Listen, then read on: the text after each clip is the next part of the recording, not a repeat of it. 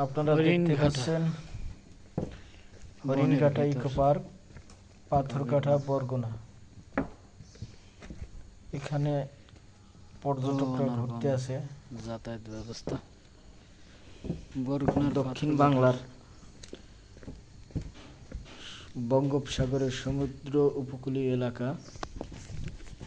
এই ছোট ব্রিজটা পাশে প্রচুর কেওড়া গাছ,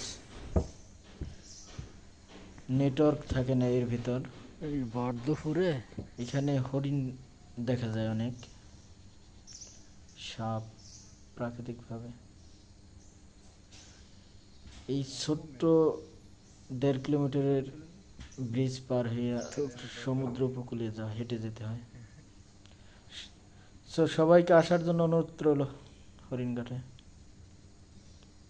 পাথরঘাটা।